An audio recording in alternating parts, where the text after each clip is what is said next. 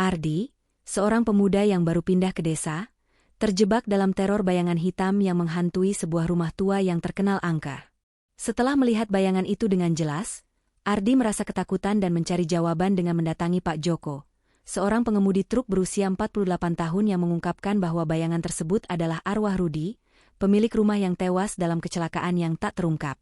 Dalam pencariannya untuk mengatasi teror ini, Ardi meminta bimbingan dari Pak Ustadz, seorang ustadz bijaksana yang memberikan doa dan amalan untuk melindunginya, serta mengungkapkan bahwa arwah Rudi masih terperangkap.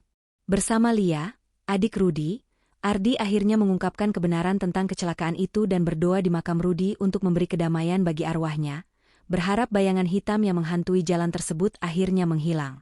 Ardi baru saja pindah ke sebuah desa kecil di pinggir kota.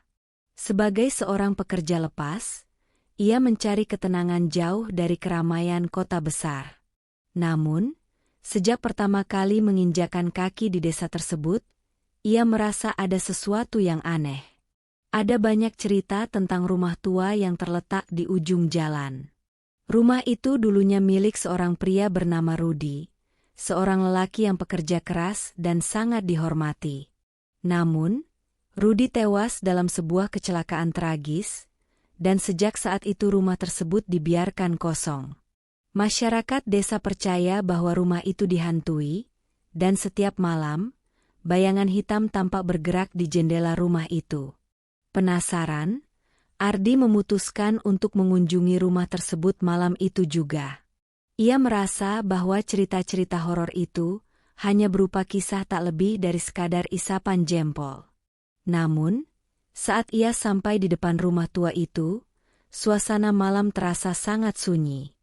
Hanya ada angin yang berdesir lembut di antara pepohonan. Rumah itu tampak seperti dilupakan, dengan jendela-jendela pecah dan pintu yang setengah terbuka. Namun, rasa ingin tahu mengalahkan rasa takutnya. Ia melangkah masuk, memegang senter di tangan, dan mulai menyusuri lorong rumah yang gelap. Setiap langkah Ardi terdengar menggema di dalam rumah tua yang sunyi itu. Udara di dalam rumah terasa dingin, seolah-olah waktu berhenti di sana. Di ruang tamu, Ardi berhenti sejenak. Lantai kayu yang berderit di bawah kakinya menambah ketegangan. Ia menatap sekitar, mencoba menenangkan diri. Namun, saat ia berbalik, ia melihatnya, sebuah bayangan hitam bergerak di sudut ruangan, hampir tak terlihat. Ardi mengernyit, merasa heran. Itu tidak bisa jadi apa-apa selain sebuah bayangan. Tapi, saat ia berbalik untuk melanjutkan perjalanan, bayangan itu bergerak lagi. Kali ini lebih jelas. Sosok tinggi dan gelap itu melayang perlahan ke arahnya. Ardi merasa tubuhnya kaku, matanya tidak bisa berkedip. Sosok itu semakin mendekat, bergerak seakan tanpa berat, seolah tidak terikat oleh hukum fisika. Dalam sekejap, ia tahu ini bukanlah ilusi. Bayangan itu nyata, dan ia semakin mendekat. Ardi terkejut. Dengan refleks, ia berlari ke pintu, tapi saat hendak mencapai pintu keluar, bayangan itu semakin dekat. Ia bisa merasakan kehadiran sosok itu, sebuah kekuatan gelap yang terus mengejarnya. Langkah kaki Ardi semakin cepat, namun rasanya tidak ada yang bisa ia lakukan untuk lolos. Ia memandang ke belakang dan melihat bayangan itu tetap mengikutinya, semakin dekat dan semakin besar. Bayangan itu tidak menyeramkan karena wajahnya, tetapi karena rasa takut yang menguasai dirinya. Panik, Ardi berlari semakin keras. Ia berbelok ke kanan, menuju ruang yang lebih sempit, berharap bisa keluar dari bayangan itu. Namun, saat ia menoleh lagi, bayangan itu tetap berada tepat di belakangnya, seolah-olah terperangkap di dalamnya. Dalam hati, Ardi mulai merasakan ketakutan yang sangat mendalam. Keesokan harinya, Ardi masih terhantui oleh kejadian tadi malam.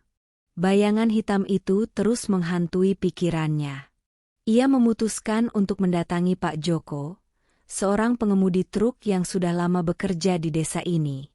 Pak Joko, yang berusia 48 tahun, adalah orang yang tahu banyak tentang cerita-cerita mistis yang sering terjadi di jalan itu. Ardi merasa, meskipun dia tidak percaya pada hal-hal gaib, dia butuh seseorang untuk menjelaskan kejadian yang mengerikan itu. Pak Joko duduk dengan tenang di warung kopi dan mendengarkan cerita Ardi. Jalan itu bukan tempat biasa, kata Pak Joko dengan suara berat. Rumah itu dulu milik Rudi. Dia tewas dalam kecelakaan besar beberapa tahun lalu. Orang-orang bilang bayangan hitam yang kau lihat itu adalah arwahnya, belum bisa tenang. Ardi terkejut mendengar cerita itu.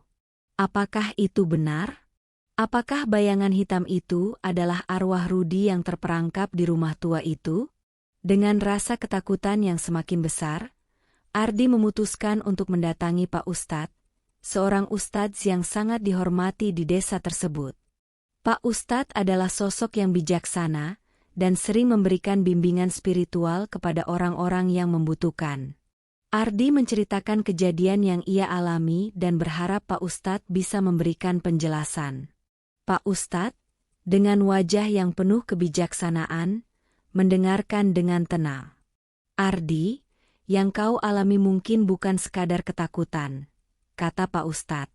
Bayangan hitam itu adalah tanda bahwa arwah Rudi terperangkap. Dia meninggal dalam kecelakaan yang tak pernah terungkap, dan kini, dia tidak bisa tenang. Pak Ustadz memberikan Ardi doa dan amalan untuk melindungi dirinya dari gangguan makhluk halus, dan menjelaskan bahwa hanya dengan membantu arwah Rudi mengungkapkan kebenaran, bayangan itu bisa pergi. Ardi memutuskan untuk menemui Lia, adik Rudi yang masih tinggal di desa tersebut. Lia, yang berusia 24 tahun, mengenakan pakaian kasual dan tampak sedih. Ardi menjelaskan kepadanya tentang bayangan hitam yang menghantuinya dan mengungkapkan bahwa ia adalah satu-satunya saksi yang mengetahui kecelakaan yang menewaskan Rudi. Lia terkejut, tak pernah tahu bahwa Ardi adalah saksi yang seharusnya melaporkan kejadian itu. Lia merasa sangat terluka dan kecewa. "Kenapa kamu tidak melaporkannya?" tanya Lia dengan suara gemetar. Ardi merasa sangat bersalah, tetapi ia tahu bahwa satu-satunya cara untuk mengakhiri teror ini adalah dengan mengungkapkan kebenaran. Ardi dan Lia memutuskan untuk mengungkapkan kebenaran tentang kecelakaan yang terjadi bertahun-tahun lalu. Mereka menemui pihak berwajib dan melaporkan apa yang sebenarnya terjadi pada malam kecelakaan itu. Dengan rasa penyesalan yang mendalam, Ardi merasa bahwa inilah satu-satunya cara untuk membantu arwah Rudi mendapatkan kedamaian. Setelah melaporkan kejadian tersebut, Ardi merasa sedikit lebih lega. Namun, perasaan aneh masih menyelimutinya. Saat dia meninggalkan kantor polisi, ia merasakan angin dingin menyapu wajahnya, dan sesaat ia mendengar bisikan dari kejauhan. "Terima kasih." Suara itu terdengar samar, seolah-olah Rudi mengucapkan terima kasih kepadanya. Malam itu, Ardi kembali ke rumahnya setelah melaporkan kebenaran tentang kecelakaan itu. Ia merasa sedikit lega, tetapi ketegangan yang selama ini menyelimuti dirinya belum sepenuhnya hilang. Ketika melewati jalan yang dulu tampak angker, ia tidak merasakan bayangan hitam mengikuti lagi. Semua tampak lebih tenang. Namun, rasa tidak nyaman itu tetap ada. Ardi duduk di ruang tamu, merenung. Bayangan hitam itu mungkin sudah pergi, tetapi bisikan yang ia dengar saat meninggalkan kantor polisi tetap terngiang di kepalanya. Arwah Rudi akhirnya bisa menemukan kedamaian. Hari demi hari, Ardi merasa lebih tenang. Rumah tua yang dulu menyeramkan kini tampak lebih biasa. Desa kembali menjadi tempat yang damai, dan tidak ada lagi cerita tentang bayangan hitam yang muncul di malam hari.